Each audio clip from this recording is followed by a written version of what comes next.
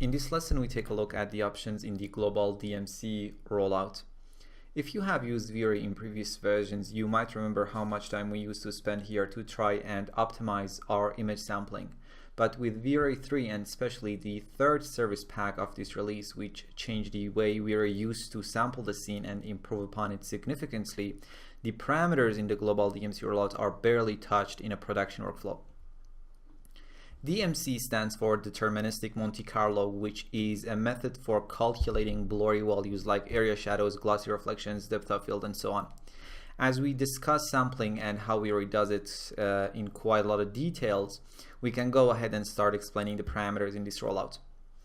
First, we have lock noise pattern. When enabled, the sampling pattern will be the same from frame to frame in an animation. And sometimes this is really not good. By that I mean, if you render your animation and don't have very high quality sampling settings and have this option on, you can clearly see the animation is floating underneath a stationary noise, which is really obvious and bad. But sometimes you might want this option on. In general, you don't have to touch this option and it can be disabled. Next, we have use local subdivs, which we discussed in our previous lessons. When disabled, V-Ray automatically determines the subdivs for lights, materials, and other shading samples based on the mean shading rate value. But when enabled, the actual subdiv values from the scene will be used.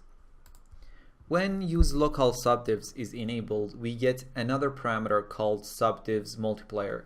And this is going to multiply all the subdivs in the scene by the number you specify here. This multiplier affects all the subdivs values in the scene except for the image sampler subdivs, light cache subdivs, caustic subdivs, and photon map subdivs. Now, if you for whatever reason don't like the new sampling workflow and like to manually tweak all the subdivs in the scene, you can simply turn on use local subdivs, set mean shading rate to 1, and disable divide shading subdivs. After that, you simply go ahead and check out your lighting render elements, and if there was any noise, you can simply increase the light subdivs.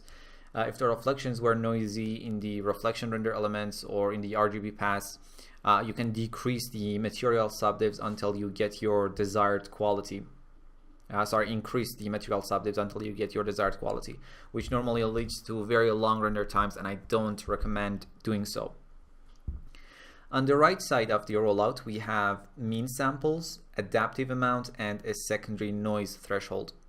Next, we have mean sample. If you remember in the previous discussions, I mentioned that for image sampling, first we send a few initial samples, and if the values of those samples were close enough, we wouldn't need more samples to send.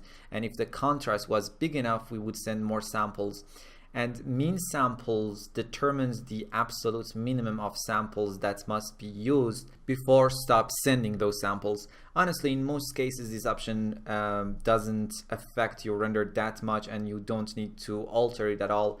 Let me show you a few renders with different mean samples value. First, let's go ahead and make sure mean shading rate is set to 6, divide shading subdivs is enabled, and use local subdivs is disabled. As you can see, I have 4 renders with mean sample set to 2, 16,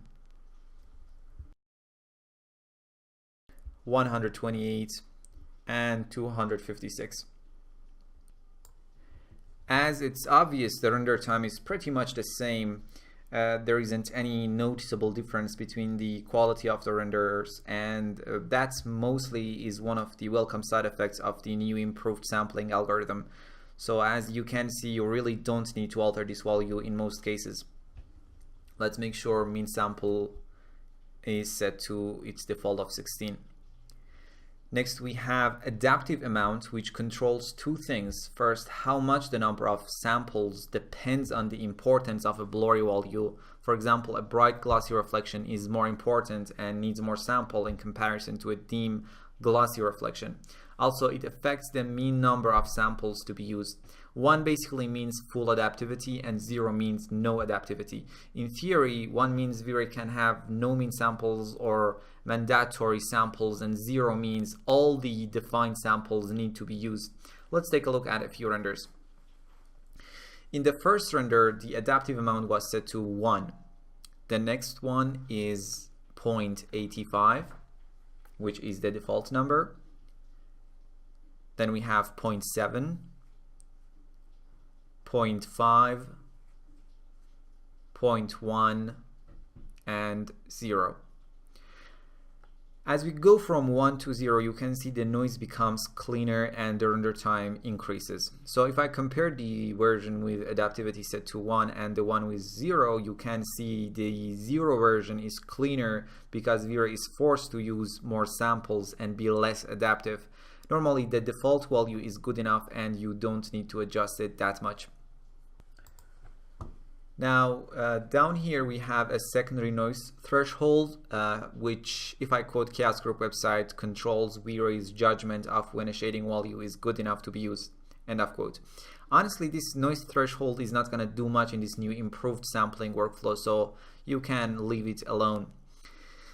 That's about global DMC controls. In the next lesson, we are going to take a look at the image filter rollout. See you there.